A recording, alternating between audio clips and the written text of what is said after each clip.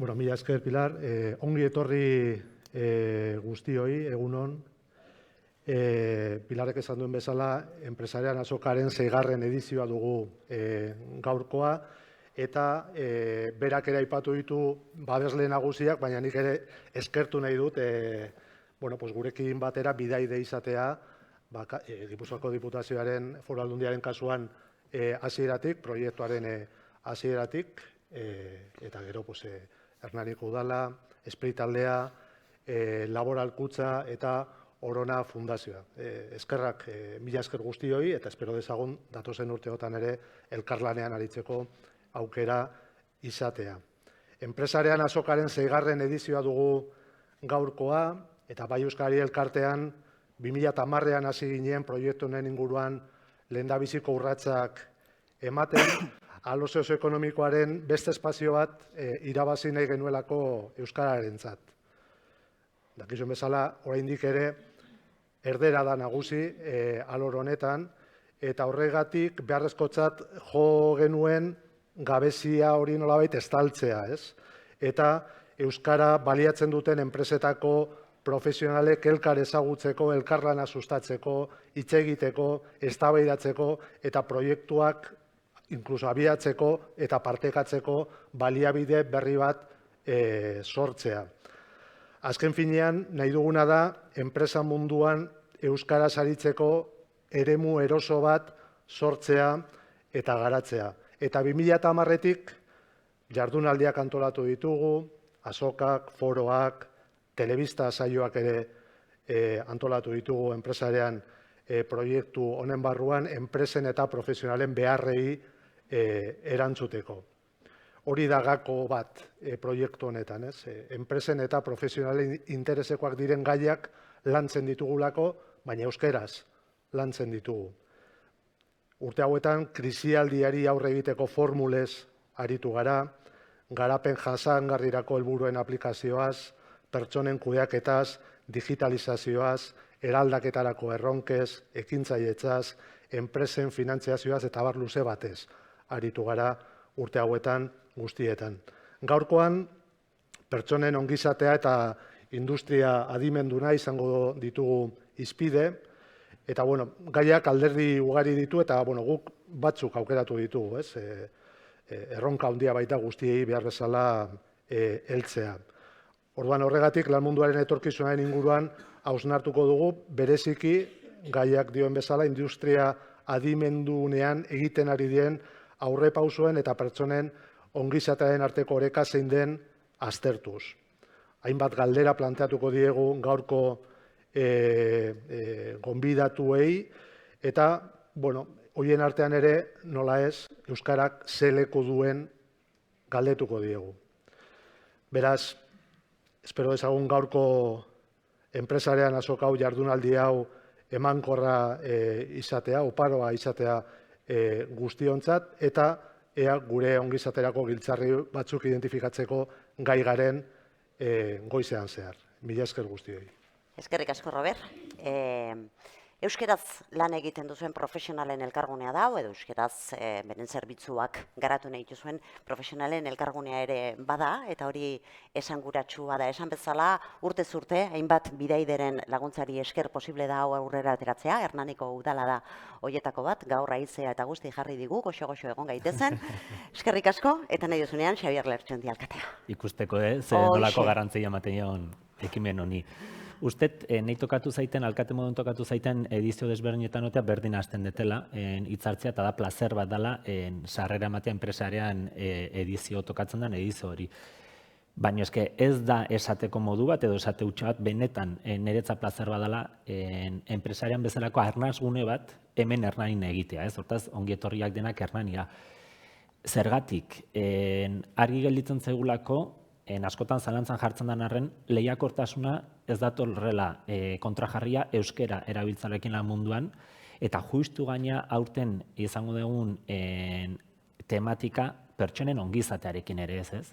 Orduan, ja aurkezpenean ere aipatu dituzu klabe asko, esan dira adimen artifiziala eta pertsonen arteko oreka gaur ere ikusiko duguna, ez, aurkezletik hasita, baina pertsonen ongizatea ere ez dago kontrajarria enpresen lehiakortasunarekin, ez? Eta gaur olako ekimen batek erakutsiko digu hori eta benetako praktikak ikusi ahal izango ditugu, ez? Eta esaten una, eta ez dago kontrajarria euskara erabiltzarekin lan munduan, ez?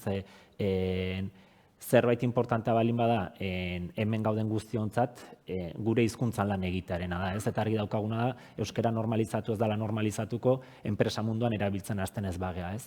Eta errexena izango litzateke ardura enpresei botatzea, baina ardura konpartitua dela argi daukanik. Enpresek zerbait egin beharko dute, baina erakunde publikok ere egin beharko dugu, ez?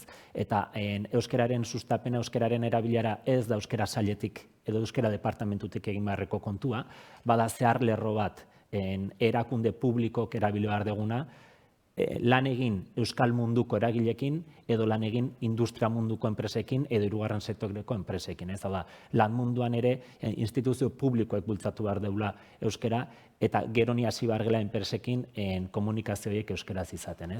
Hortaz nik uste edizioz edizio indar hartzen di joan ekimen bat dela, Hernaniko udalak gustora laguntzen duen ekimen bat eta urtero antolatzen dezuen programazioa ere osaberazgarri egiten zeguna gure egunerokoan aplikatzeko, ez? Eta jarrai dezagula bai enpresa mundua eta bai pertsonen ongizatea euskaratik eta euskaraz lantzen. Eskerrik asko, mila esker Xabier zure hitzengatik eta horren ongi etorri goxoa egiteagatik urtero. Eta ekimenaren babesle hasieratik beretik, Robert Gutierrezek aipatu duen bezala, Gipuzkoako Foru Aldundia eta Ekonomia Sustapeneko, Turismoko eta Landa Inguruneko diputatua Javier Larrañaga. Ez dakit hasieratik beretik ere, baina urte desentetan ere hemen izan zaitugu, beraz mila esker zuri ere gaur hemen izateagatik. Eskerrik asko, egunon danoi eta plazer bat, baita ere, zue denokin hemen eotia. Bukaeran gaur itzengo dien gaiek nik uste oso interesanti dela eta bat ez be etorkizuneako, ez? Eta lehiakortasuneako lurralde bezala, gizarte bezala eta noski ekonomi bezala. Eta zentzu hortan guk askotan hitz egiten dugu ekonomi indartsu baten garrantziez. Hau da, gure ustez, gaur egun daukeun ongizate maila hau, aurreko belaunaldien esfortzu lehiakortasun eta benetan behan enpresari eta negozio txiki eta grina horrek ekarri gaitu. Eta gure erantzukizune da ondorengoei baitare ekonomi indartsu bat uztia, behaien ongizate maila egin dezaten, ez? Kaliadezko zerbitzuen bitartez, kaliadezko enpleguen bitartez, eta benetan ongizate hon bat izan dezatela. Eta halare, beti jartzen deuna da, ekonomi indartsu hori egiteko orduen ezinbesteko edala, helburu bezala ez galtzien, nahi deula gure gizarte izatie, desberdintasun gutxieneko lurraldie Europan esaten dugu, baina Europan esatie da mundu mailan esatie. Ze gaur igual ez gea kontziente, baina gure Gini indizia adibidez, desberdintasunen neurtzen duna, Finlandia bezalako da. Eta Finlandia da Europako buru, eta beraz munduko buru. Beraz, gure erantzukizunetako bada, ondoren guei uzten dion mundu hori, ezta? Eta nik, hemen formula magikoik ez dago, gauza asko izango die izpide, baina bintzat, 3 osagai bai nahi nituzke mai gainean jarri. Alde batetik, izango litzateke pixkat baloriena, ze nik uste badaukeula guk lan eiteko eta eiteko modu bat, eta nik uste balore batzuk mantendu behar ditugula ondoreneare. Seriotasuna, humiltasuna, esfortzuen kultura. Askotan igual ez dio garrantzik ematen, baina guk normalien esaten deuna egiten dugu. Eta hori munduen ez da beti pasatzen. Beraz, nik uste oso importanti dela balore batzuk mantentzie eta balore horien artien daude baitare, gu gizarte bezala, euskal gizarte bezala egiten gaituna, eta noski hizkuntza hor erdi-erdien tronkatzen da, eta gure identidadien parte bada, ez? Beraz, nik baloretan insistiuko nuke, eta nik uste dut konpromiso kolektibo batzuk landu behar ditugula, bai nolabait izateko enpresak, ez? Profesionalekin konprometituek, bai profesionalak enpresakin konprometituek, eta bilek enpresa eta profesionalak lurraldiekin konprometitut, ez? Eta hor, esaten nun bezala, gure kulturakin, gure lurraldiekin, gure hizkuntzakin. Baloretaz hitz egiten deula, personataz hitz egin behar, noski, eta personataz aigeanien, lantzen ditugun ereduek persona horiek erdi-erdien jarri behar ditugu. osatzen ditugun eta lantzen ditugun eredu hauek, persona izan behar debe erdien, ze bukeran dauzkeun, mai gainen dauzkeun eraldaketak eta bizitzen nahi gen transformazio handi hauek, personantzako onura izan behar dute, baina eraldaketa horiek personan bitartez lortuko ditugu. Eta hor, nik uste dut, eraldaketa danantzako aplikagarri dela. Askotan hitz egiten da ez, esaten zendun, alkatik esaten zuen ez, euskera ez da bakarrik euskera departamentuen egiteko bat, baizik eta da ze enpresa mota izan nahi dugu ez, ze gizarte mota izan nahi dugu, eta gauza beha gertatzen da beste eraldaketa askokin. Hitz egiten denien informazioko teknologien eraldaketak hori ez da informatikako departamentuen erantzukizun bat. Edo esaten deunien ez, personana ez, personak erdigunien jarrita hori ez da Recursos Humanoseko departamentuen. Ez da, ze enpresa mota izan nahi dugu. Beraz, enpresa osuen helburu bat izan behar du ez. Eta gero hirugarren gai bezala nik esango nuke berrikuntzako grina horrekin jarraitu behar deula, baina badaola arlo bat, seguru aski landu behar deuna, eta da lehen berrikuntza ez teknologiko bezala ezautzen zana, hau da intangiblen munduekin gehiena ikutzen duna, eta da personan organizazioek, nola lan aiten deun, elkarlaneko sare horiek, ze ezagutzan ekonomira baldimagu ez, geota importantziek gehiago daukebe intangible horiek, eta nik uste arlo hortan badaukeula ze ikasi. Normalien gure enpresa txikietan beti dau makina bat erosteko, hortan inbertitzeko baino. Eta kultura, identitate eta hizkuntza, baita ere inbertsio bat exigitzen du.